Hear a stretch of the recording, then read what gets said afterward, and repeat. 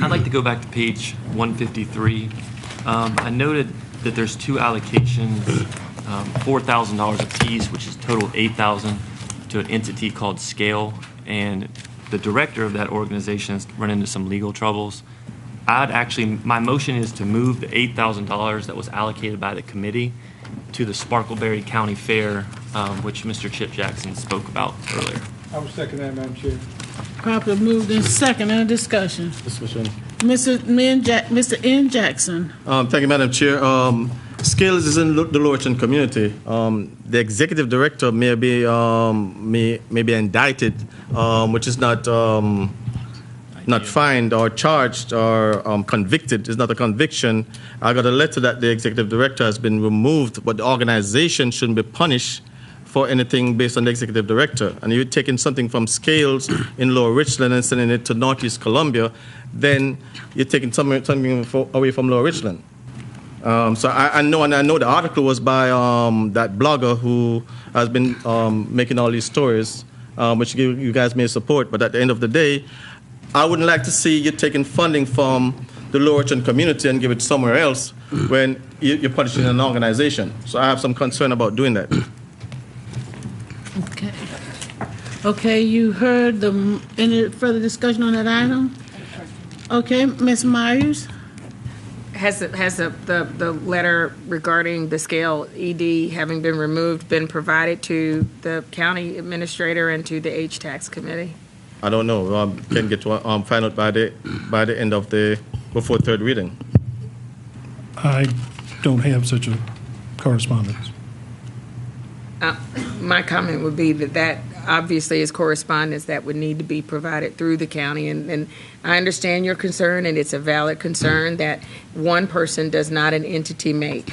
And punishing the entity for the person, I can understand that, but I would think that information definitely needs to be provided through the proper channels. And I agree. And just a second, because that entity, with all due respect, Mr. Jackson, that entity is separate from all of us, and they have an obligation to provide that information to this council so that we can properly evaluate where they stand. And I would think that barring that, I would support you in moving to set aside a fund to find, an appropriate way to get those programs continued.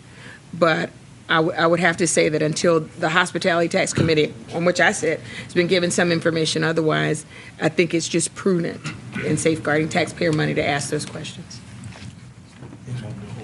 That concludes your remarks. Mr. N. Jackson. Yeah, I agree with you. I'm not sure if the letter has been mailed or has been sent. That's what I was told today. We have third reading, right? If we can hold it off or hold anything until third reading, or if we receive a letter in time, fine. If we don't, then so be it, right? But I'm just saying is that we have second reading today. We have third reading whenever the third reading is within time. If a letter is sent, then I have no problem. But I wouldn't like to take a program from Lower Richland because of one person. Mr. Pierce. I asked about based strictly on what I had heard. I made an inquiry previously about this. It was my understanding that the organization had been non-compliant with documentation and various other things. I would certainly not have a problem setting the money aside, but until proper documentation or this item is cleared up. But I'm just uncomfortable at this point in time just arbitrarily approving money when we don't know. So, but I'm not, Mr. Jackson, I'm not suggesting we take it away. Just hold it until we get it cleared up. Well, that's fine. Hold it, get it cleared up. Mr. Manning. I got Mr. Livingston and Mr. Manning. I was going to say pretty much what Mr. Pierce said. I just recommend it remain where it is until third reading, continue to fund. That's getting what we need. If not, then you can move it. Okay. Mr. Manning? You want to make it? Okay, I'm going to let you make it.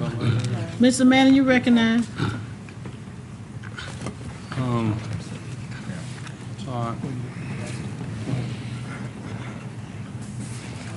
You're not speaking?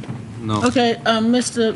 N. Jackson, did you have him? Yeah, I'll just make a second motion that we hold everything until everything is cleared up Third reading. for third reading. You heard it, properly moved in second. Any further discussion on this item? Mr. Point of clarification. Rose, you have the floor, and point of clarification. All right. What is it we're going to get clarified by third reading? What you I just mean, said? obviously, if there's some sort of legal issue here, I mean, that, I doubt if that's going to get cleared up by third reading. Yeah. Now, if the paperwork issue, I think we could get cleared up by third reading, but there's still that legal issue out there. Is that true or false? I'm not sure. The legal issue is with an individual, not the With not the organization. organization. Okay, all right, so, go ahead, Mr. N. Okay. Jackson. Mr. Pierce is questioning the legal issue. What legal issue are you talking about? I heard, I can't prove it, that the director was indicted for misuse of the funds which we provided. That was what I heard. Is I that, heard that the director was indicted for perjury and not misuse of funds, right? There's different information. My point is that, that's why I said I didn't know. okay, well, you said, Okay, y'all get it right now. Well, misuse, I'm saying for perjury. But my point is that, as I said earlier, my understanding is that that director has been removed. Okay, If that director is removed, we're talking about the organization, not the person. And I wouldn't like to punish the organization, right, based on the actions of an individual. So my concern is that if we can put this aside, it won't solve the legal issue of the individual, but as the organization has no legal issue. So that's why I said until everything is cleared up by third reading. Not the individual. I don't really care, I care about the individual. I care about the organization and the board. okay, That's Mr. one Rose, individual. and then Thank Mr. you. Livingston.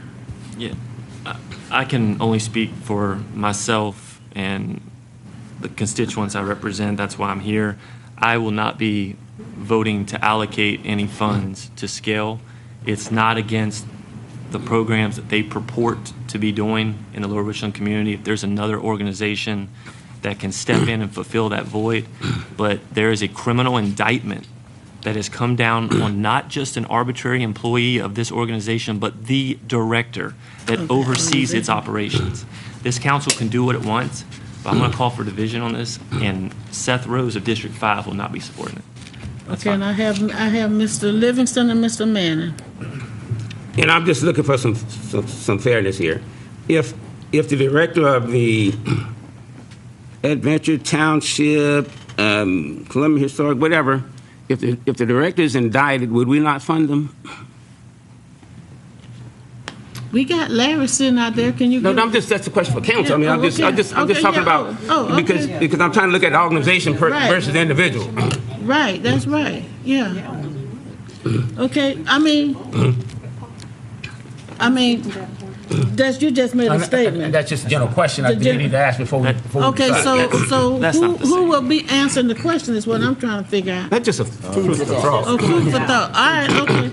All right, then I have Mr. Manning. Thank you, Madam Chair. So two thoughts that I have. One is, I think that Councilman Norman Jackson was saying that there is a letter about the fact that the executive director has been indicted, and even still in America, until you're processed through the court, you're innocent. But that doesn't matter to me one way or another. If they're gone, and they're gone, but we haven't seen a letter. So I'm okay with what Councilman Jackson first said about a letter and representing the residents of District 8. I'd like to see a letter. I would also suggest that we continue second reading next week. So rather than deferring this to third reading, because then we wouldn't even dealt with it on a second reading, that we defer this to the second half of second reading next week, rather than defer it to third reading. Clarification. And I believe staff's going to have to give us the answer. By doing that, is there still time to follow the process of you need so much to advertise and in between the second and the third reading? It's 1 second reading. We just break it up into 2 parts. Right, but you I- need so much between second and third reading. So it depends when this gets deferred to. I thought you did. Well, we have 2, we break second reading up. Am I correct? We have 1 second reading that we break into 2 parts. We have already given notice publicly, so. And when is that? The answer to that is yes. So, second reading starting tonight, and we'll finish on Tuesday. We just arbitrarily say that we're doing. Now, I might be a little more Yeah. concerned if we were trying to bring something from Tuesday Gotcha. into tonight. Makes a lot of sense. But I anything got you. tonight that we're postponing to the second part of second I reading. understand now, Mr. Manning, yeah. All right. Okay, all right, okay. Can somebody call for the question so we can move on? We just Okay, all ask in for the vote. favor of, wait, may I say one thing I before? want to know what the motion is. The motion To defer is- this to the second half of next week. Is that right? Is that what you saying, Mr.? To the Jackson? second portion of our second reading, which is scheduled for next week. Did y'all hear them, y'all heard the You motion? have division. All in favor of the motion, let me see a show of hands, please. In favor, Pierce, C. Jackson, Ed Jackson, Malinowski, Dickerson, Livingston, Kennedy, Myers, Manning, McBride. Okay, opposed? Okay, thank you. All right, the motion carries. Next item, who's carrying the next?